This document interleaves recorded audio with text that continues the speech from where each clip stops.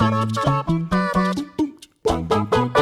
guys, Jules here for WhatCulture.com, and I want to talk to you today about friendship. Oh, isn't that nice? Yeah, like having friends is the best, isn't it? Larking about with your mates as you play childhood games like Peter Parsnips and the Chocolate Baguette, or Don't Get Molested from the Man Down the Street.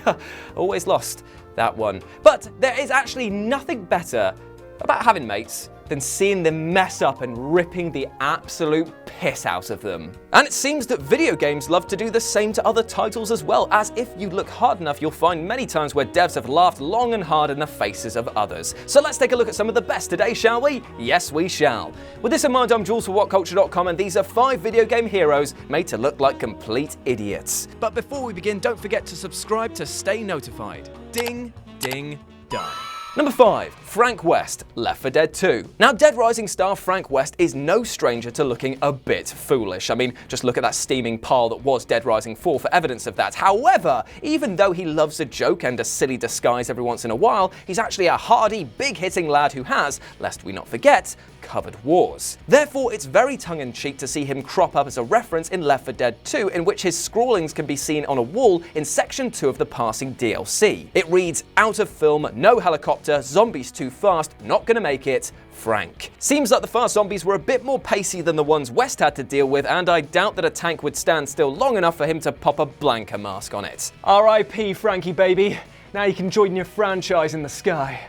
Also, Off the Record 2 is the best one in the series. You know I'm right, you're welcome. Number 4, Driver, Grand Theft Auto 3. For those who've never had the chance to play the first 2 Driver games on the PS1, they were absolutely phenomenal for the time. The graphics, while looking like shuffling cardboard boxes nowadays, were utterly amazing, and the gameplay drew to the attentions of millions, much to the ire of GTA developers Rockstar, who saw this as a challenge to their crime crown. Therefore, when GTA 3 rolled around, there featured a mission in which, well, Tanner from the Driver series made an appearance as a less than flattering villain. Described as strangely animated and useless outside of a car, Tanner appears and is subsequently offed by the player, all while the devs laugh and snigger at how their game started behind the Driver series before totally overtaking it and leaving it in the dust. Number 3, Duke Nukem, Serious Sam 2. Duke Nukem is a lad who thinks he's as hard as his hair, often spouting off noise about other games in his own titles in an effort to prove that he's the alpha male at the tea party. He's called out Lara Croft, Master Chief, and Doom in his adventures, and in one instance he poked fun at Serious Sam by showing him with his legs blown off, slumped against a wall. Not too happy with this portrayal, the developers behind Serious Sam fired back at Duke Nukem, who was actually slowly sliding into obscurity by this point,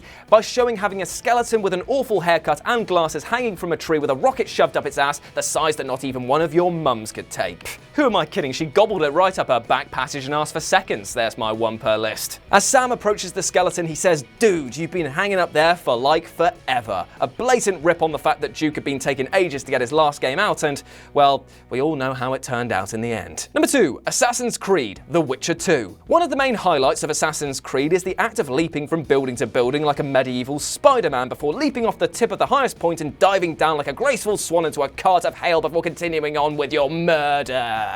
But see, the developers of The Witcher didn't appreciate A, people flitting about above them, and B, the fact that they think that you can jump off that sort of height and land in a bale of hay and you'd survive.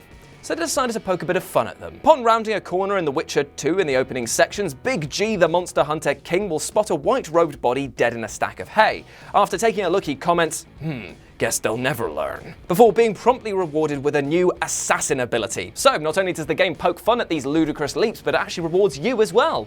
Win-win. And number 1, Sonic the Hedgehog, Donkey Kong Country 2. Donkey Kong Country 2 might well be one of the greatest platformers of all time.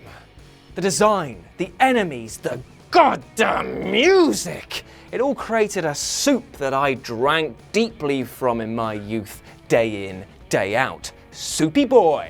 However, the one thing that escaped my notice until much later on in life was the very open mockery found in Cranky's Video Game Hall of Fame, which you can call up to see your score compared to inbuilt records set by famous Nintendo alumni. Here you see the likes of Link, Yoshi, and Mario, but if you look just down to the bottom right, you'll see a very famous pair of shoes alongside a sign that says, "No Hopers." These are clearly the same sneakers worn by the chili dog-loving Sega mascot Sonic, and is yet another example of the console wars that raged throughout the 90s between Nintendo Nintendo and Sega. It implies quite heavily that even though the blue blur liked to shout, "Gotta go fast!" that he still wasn't able to get on the same level as the Nintendo boys. Shots fired. And there we have it. Those were 5 video game heroes made to look like absolute idiots. Let me know what you thought about it down in the comments section below. But before you go, maybe you'd like to check out something I've done on the wrestling channel, or maybe something I've done over on TFT, That Film Theory, which is a new channel that I'm helping to grow. As always, I've been Jules. You've been awesome. See you next week.